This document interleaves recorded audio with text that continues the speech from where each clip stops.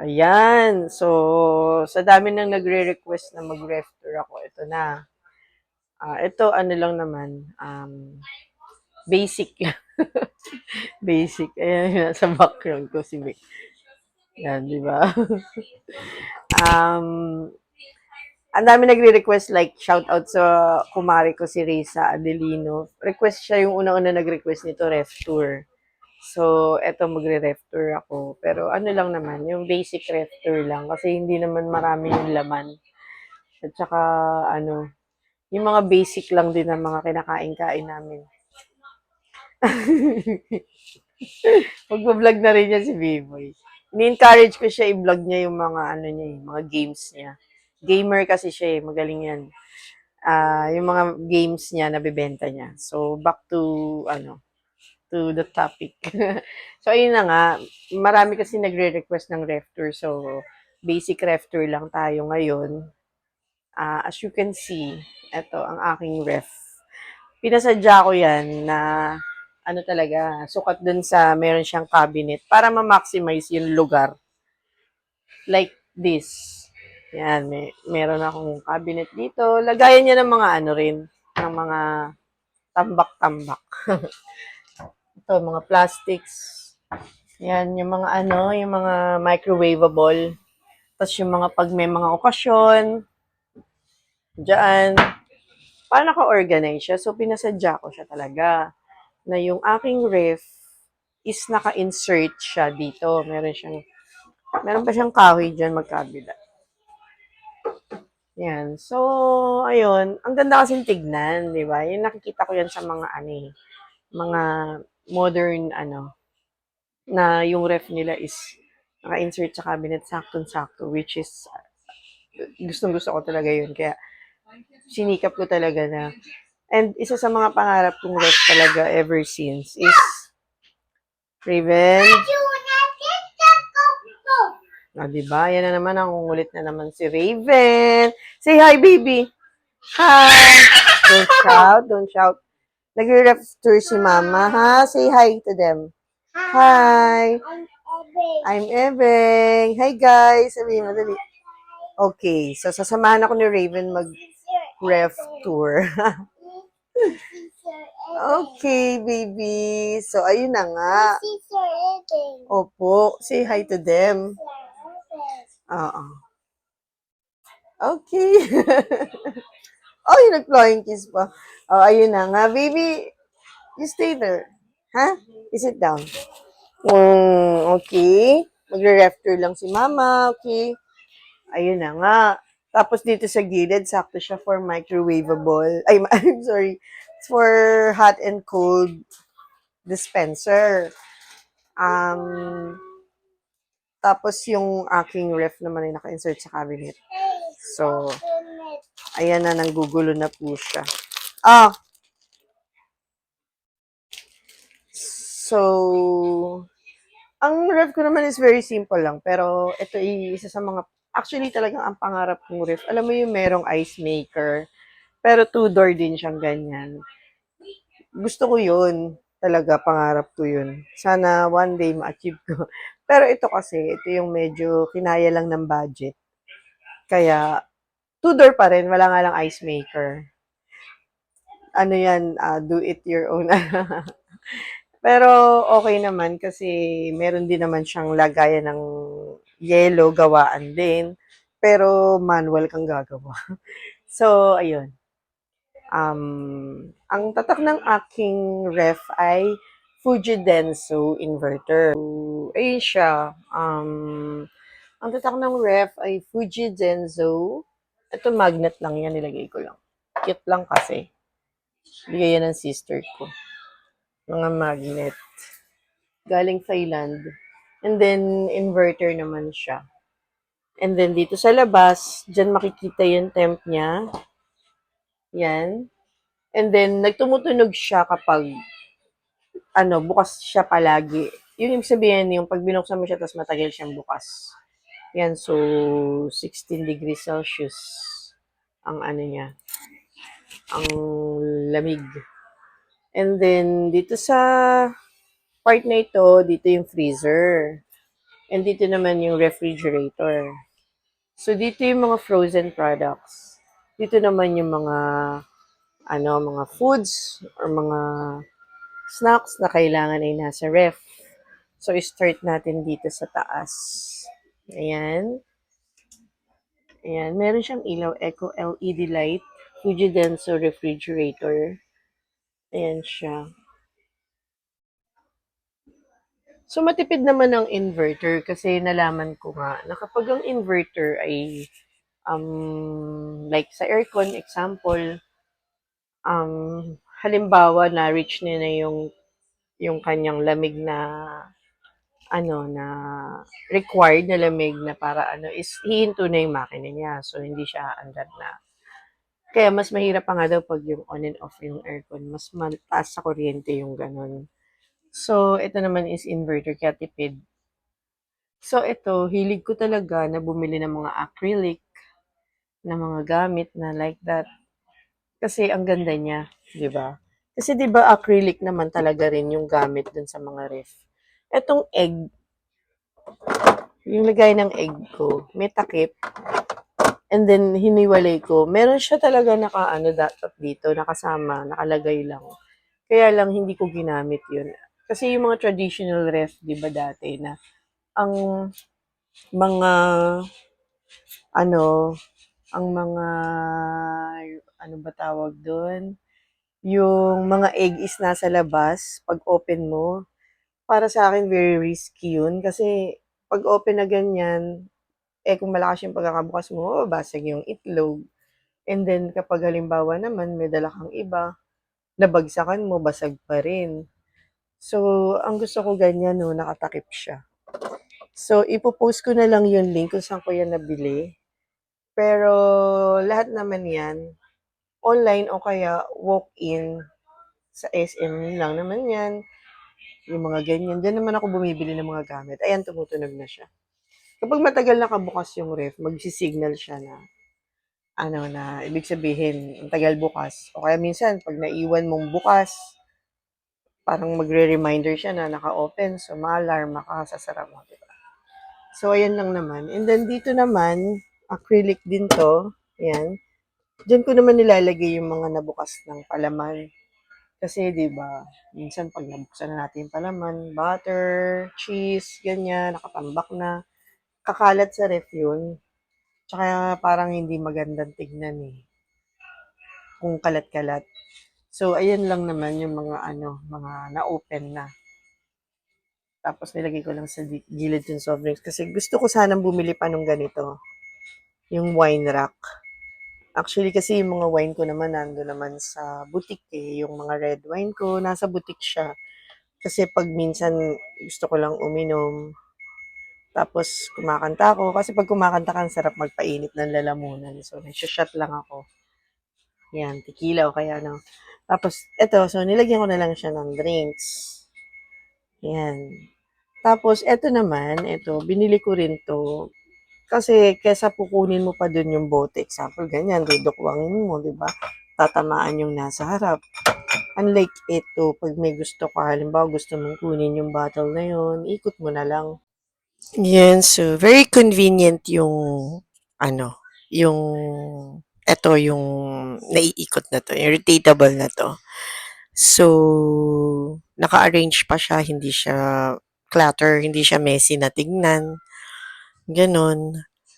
And then, dito sa side naman nilagay ko yung yung, wine rack na soft drinks yung nilagay ko. Ito naman si Raven naman, yung mga food niya para madali niyang makuha kasi abot niya yan. Yung mga mallows, yung mga chocolates na hindi sobrang tamis, dyan ko nilalagay. Para kahit kunin niya, kainin niya, siya na lang yung kukuha. Tapos, dito naman sa side na 'to, ipupul mo lang din. Dito naman yung mga syrup. Like, bumibili kami ng mga vanilla ice cream, lalagyan namin ng strawberry syrup, chocolate syrup, mga pancake syrup, and then dito naman sa side na 'to yung yung mga bagoong na leftover, yung pag bumili kang bagoong kasi pwede pa naman yun eh. So, ang gawin mo, lagay mo siya sa container para maayos pa rin. And then, the following day, pag gusto mo maggisa, ipanggisa mo siya. Kaya hindi ko tinatapon, pero nilalagay ko siya sa container na ganyan. Yun. Tapos, andyan din yung mga pickle relish, ginagamit. All about sa pagluluto na kailangan is naka-refrigerator. Yung mga Tetra Pak naman, hindi ko masyado talaga sa Tetra Pak. Ayoko niyan. Kaya lang pag talagang biglaan, naubusan, bibili dyan sa may tindahan. Yan. Pero dito ko rin nilalagay siya. Basta all about related dyan sa, sa pagkain na pagluluto-luto dyan. Ito naman, hindi ko naman na masyadong naayos to. Kasi hindi naman ako bumili ng vegetables and fruits. Pero dyan ko ina-arrange yung vegetables and fruits. Dito sa baba, mga leftover na mga noodles. Like, ayun nga, daldalin. So, ito naman, dito naman sa side na to, dito ko nilalagay yung mga, yan, donuts, kasi nga, yan yung mga food, tinapay na po pwedeng refrigerate. Kasi masarap siya na malamig, kainin. Yun. May mga ano kasi na pag nilagay mo siya sa ref, titigas. Pero this one, yung mga ganito, masarap i-refrigerate. Yan. Ito naman dito naman sa baba na side,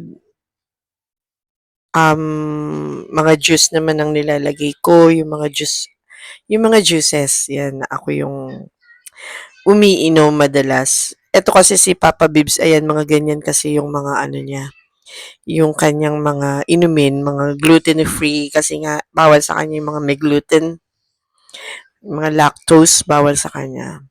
Yan, kagaya niyan, yung custard, masarap yan pag malamig kasi may laman siyang cream sa loob. Oh, yan. Tapos, shout out sa father ko, sa dad ko from China. Inuwian ako ng pasalubong na parang mooncake, ganito. Ayan, yan yung itsura niya. Yan. Kaya kapag gusto nilang kumain, merienda, ganyan, kukuha lang sila dito. Masarap sa mata na tingnan yung kapag arrange siya talaga. And then, doon naman sa susunod yung yan. So, sa side naman na to, yung mga tubig. Yan. Kasi kahit naman may hot and cold water dispenser, si Raven, yan. Kumbaga may hot and cold water dispenser naman dito sa side. Pero si Raven kasi, ang gustong-gusto niya, yung tubig na galing dyan. Ewan ko ba kung bakit. Siguro kasi, even ako, yan din yung iniinom ko kasi parang medyo hilaw yung lamig. Hindi siya ganun kalamig. Ito. Pero still, Fuji Denso is subuko naman na matibay. Kaya Fuji Denso talaga yung binibili ko. Ganun kasi ang gusto ko kapag nasubukan mo na yung isang item, isang product kapag nagustuhan mo, 'di ba? Ulitin mo. Then dito naman sa baba, ito yung mga pantimpla. Like, ito kasi sa wine to. Yung halimbawa, meron kang white wine, ganyan, pang flavoring siya. Galing naman yan sa sister ko, binigay sa akin. Yan, lemon flavor siya. Papatak mo lang dun sa iniinom mo. 'Di ba? Then dito naman sa baba yung mga flour na na-open ko na. Ito bumibili ako ng ganito. Yan, yung pang-clip para 'pag na-open yung mga is may seal pa rin siya. Hindi siya matapon. So yan lang naman. Ang dito naman sa side na 'to is yung freezer. Ayan, dito. Yan, bumibili kami ng choco-choco kasi mahilig talaga kami sa malamig. Ang hilig namin sa malamig lalo na ganito weather. Yan, di rin kami nagpapawala ng ice cream, vanilla, and then lalagyan lang namin yan syrup na strawberry. Dito naman yung mga acrylic talaga, yung mga ganito. So gusto ko yan, mga acrylic na ganyan kasi talagang ang sarap tignan na very arranged siya. And then yung mga ganito, kapag na-open ko na yan, ililipat ko na yan sa isang container na may takip din. Pero for now, since maayos naman yung packaging niya, ihilera ko lang muna siya na ganyan. Yan. Tapos ipupul mo lang, pipiliin mo na kung ano yung gusto mo. Yan kasi mga ready to cook. pwede mo nang iprito agad kasi timplado na siya. Yun. Dito naman sa side na 'to, ayun nga kasi 'pag yung kagaya ng hotdog, 'pag na-open ko na yung hotdog, gusto ko ilalagay ko na siya sa container. Kasi nga kapag hindi, nakabuyang-yang siya, naka-plastic, hindi maganda. Eto ganun din. 'Pag tinow ko na 'yan, inalis ko na yung yelo niyan, lulutuin example, and then kapag niluto na 'yan, tinunaw ko na, ayun, yung sobra ilalagay ko pa rin 'yan dun sa may ano, container. Ito ilalabas ko 'to kasi lulutuin ni Papa Bibs 'to, eh, titimplahan niya 'yan. Gagawin niyang tapa. Kaya nilabas ko yung isa. Tas ayan naman, okey naman siya, nakahilera lang siya. 'Yan, per kilo kasi bumibili kami sa Monterey, and then kapag nabuksan na 'yan, siyempre na-thaw na, ililipat ko 'yan sa mga may takip na containers na hihilera ko na 'yan ulit na ganyan. 'Yan, mga ganyan. So, ayoko kasi nung 'pag na-open mo na may natira na, tapos pakalat-kalat na siya sa freezer, parang hindi na masarap lutuin 'pag gano'n, eh, parang na-expose na masyado. So, ganyan lang naman, simple lang naman. Pero advice ko, yung mga acrylic na hindi naman not too expensive, very affordable lang yan. Very practical yan para bilhin.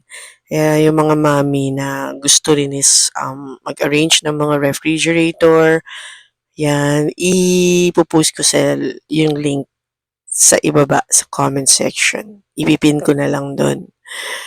Ayun lang. Ayan, kagaya nito si Ate Janine, siguro nagluto ng hotdog tapos inopen niya, nakabuyang-yang dyan. Kasi always susundin natin yung first in, first out dapat. Kagaya na sa container, yun yung unang-unang-una ko kasi binili. Dapat dun siya kumuha ng lulutuin. Pero since inopen niya na to, lilipat ko na lang to sa container. Iilalin ko dun kasi nga, dapat masunod yung first in, first out. Di ba? Para ano, para yung huli mong binili, yun yung pinakahuli mong lulutuin. 'Di ba? For, ang purpose is for the expiration. Kasi 'di ba sa mga supermarket, kung ano yung last month na nabili mo, ang expiration niyan is mas ano na ngayon, 'di ba? Mas ma-expire na siya. So pag bumili ka ng latest, dapat medyo ihuli mo siya compared dun sa nauna mong binili. First in, first out. FIFO. Kung tawagin namin yun sa ano dati, sa fast food kasi nag-work ako sa Shakey's, sa Greenwich. Yun yung first job ko kasi Greenwich, and then nag-work din ako sa Shakey's restaurant. Fine dining naman yun. Pero laging sinusunod dyan sa mga restaurant yung FIFO kung tawagin namin. First in, first out. And then dito sa bahay na to, ini-implement ko rin Kaigo. Clean as you go. Yan. So, dito naman sa taas, dyan ko nilalagay yung mga container na ginagamit ko kapag na-open ko na itong mga meat. Doon ko nilalagay dito. Yan, naka-stackable siyang ganyan and very neat. Hindi siya hindi siya magulong tingnan. Dito naman yung gawaan ng yelo. Yan. Kapag nagbubuhusan mo lang yan ng tubig, and then pag matigas na yung yellow, titwist mo na lang siya. Ititwist mo yung ito yung bilog niya. So, pag naglagay ka ng yellow dyan, titigas yan. Pag natigas na, titwist mo siyang ganun. Yan, titwist mo siya. And then, syempre, pag natwist mo, lalaglag yan dito. Yan. Pag lumaglag yan dyan, pwede nang kunin and then gawa ka na ulit. Kaya sabi ko, do it yourself. Diba? Do it yourself, ice maker. Pero isa sa mga gusto ko talaga yung ice maker kasi pag may visitor ka, 'di ba? Nagpo-produce ka ng sariling yelo. Ayun lang naman for now ang aking ref tour, and then gusto ko rin naman mag pantry tour, brief lang, quick pantry tour. Yan yung kabuuan, 'di ba? Mas clean siyang tignan, and then maximize the space. Yan